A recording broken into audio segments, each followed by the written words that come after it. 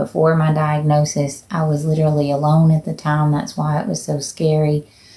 And then several people know the whole story, but I'll get more into it during my testimony. But I'm telling the truth about everything, and I just want to be heard. I don't care if you believe me. I don't need anything from anybody, but I always just wanted to be heard.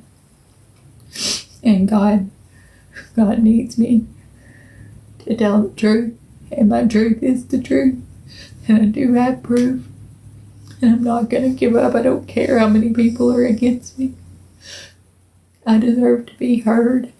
I deserve to be respected, and so do you. And you shouldn't have to water yourself down or pretend you're something you're not to appease a crowd. And I won't. I will never.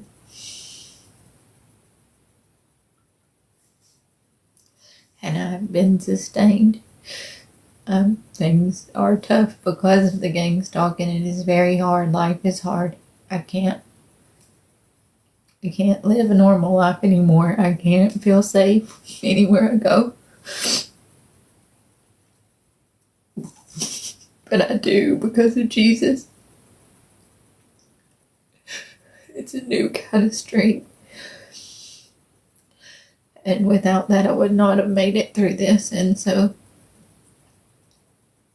that's why I have to share my testimony. Because if there's someone going through this today, I want you to know that your faith is the way you make it through. That's all I'm going to say for now. We're going to do positive affirmations. I'm going to get my mind reset. And then, yeah, I'll probably start in about 45 minutes. About 45 minutes. Okay, yeah, if you want to go ahead and hop in the shower, just let me know when you're back. I'm going to do positive affirmations, and then we'll start playing the music. And then when you get back, I'll go ahead and start with my testimony because it will take a little while.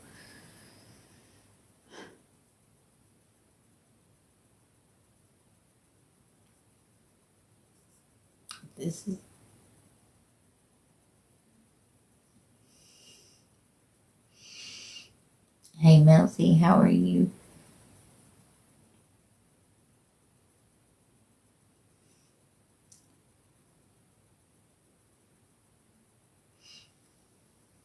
Thank you so much for coming in. I'm going to be giving my testimony in about 45 minutes.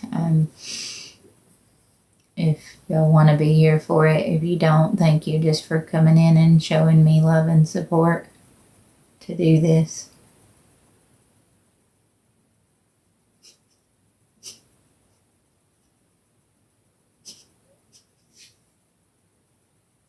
And I've already made it so far.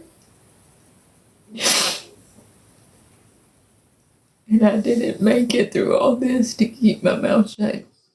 I don't want to hurt anyone else. I don't ever want anyone else to go through what I've been through. I don't want this to be a he said, she said. I want it to be where the truth gets out and where people aren't allowed to make me what they want me to be so they can get away with what they've done. That's not right. I'm not a scammer. I'm not needing any money from anyone. I have not gotten a payout in over 5 months. I have not asked for donations. I've been through some of the hardest shit in my entire life and not asked for anything. And that has been put on me by some of the people that were after me. And one day you'll see.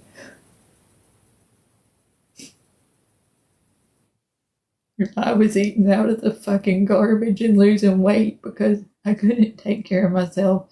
I didn't want to ask for help. I never panhandled through homelessness. And people do, and I don't have a problem with that. But I was too scared to reach out and ask for help. No, I'm not still doing TikTok shop.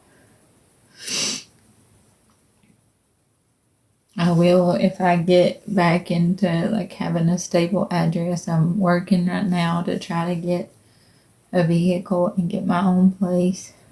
And then I would like to, but right now I've got a lot of stuff I'm figuring out. And I'm working. Thank you. Yeah, I used to make a lot of fun content, and we had a lot of fun, like talent shows and autism support, and I did free tutoring, and I did Chosen Family Church, and my platform was a lot of fun before the gang stalking started, and they picked me apart piece by piece. But God is rising me from the ashes like a phoenix as they are being exposed. The things that I said they were doing a year ago is coming out. And that does give me some peace, and that does give me the ability to stand up and tell my truth.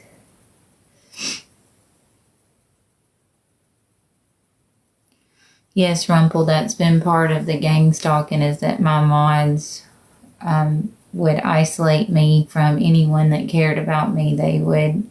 Most of my mods were friends of Slot who are working on the other side. People like Anna, Nancy, all these evil players in the game came in and pretended to be on my side to essentially get me to trust them.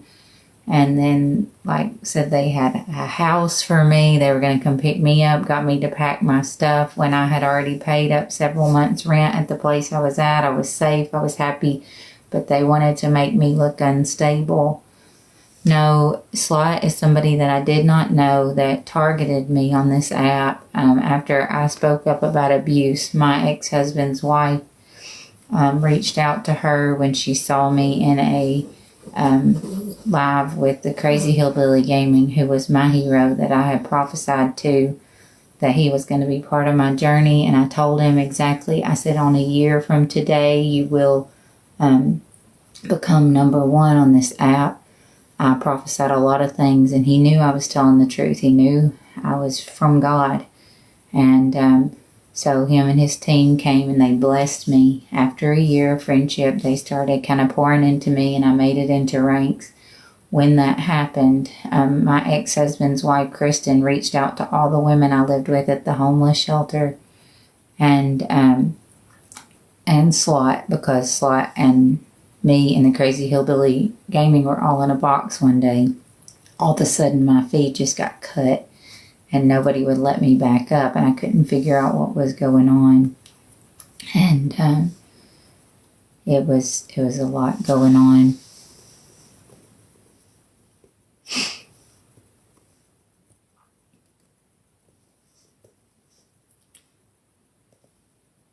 But I've never met, that's one of the Mexican homie person that I've never met them either. That's another one of the gang stalkers that would host lives to profit off me that I've never heard of or seen or met before. And they were working with Slot and Indian Outlaw and the hate group, but I've never heard of them. But yeah, that's one of the evil people that did host lives to try to put me down and make money off of me and my time of need. Yes, yeah, that's what happened. And it was right after that, it was just a couple weeks later, that everyone started tagging Mama Tot in that when I was getting abused. And she pretended to support me through it. She pretended that the abuse was real and that she was on my side. She saw it. She said it was wrong. She sent me groceries to help me. But Slot talked her into working with them on the smear campaign. Or she said that her husband knew my ex-husband and that he was rich and respected, even though I showed her my protection order against him, and that my kids and I had to live in a domestic violence shelter because of the abuse. And she said she was on my side, but then I just saw videos where she was working on his side instead and lying about, she said that I was not homeless. She said all kinds of stuff, and I was for several years. There's lots of proof all through my profile. Lots of people were there, like on my lives. I met people in person. Rich the Hungry, the Crazy Hillbilly Gaming's family had helped me like work out of there into a hotel, and then I worked from there to try to get myself to a shelter. And a lot of things happened, and then she told everybody that I was faking being in the shelter to make money, which was absolutely false. But my mind was blown, but I saw videos where she actually did do that, and it broke my heart because I trusted her, and that's one thing I want to talk about in my testimony. Yeah, and that's the thing is that I don't even really want to talk about her when I'm giving my testimony. I do want to show that, like, I needed to always put my faith in God, because my heroes or people that I really put faith in were the ones that hurt me the most. And that's part of my testimony. But other than that, I really don't even, I'm hurt. Oh my God, thank you, Jessica. You don't have to send me anything at all. I just appreciate y'all's support. Thank you for being here.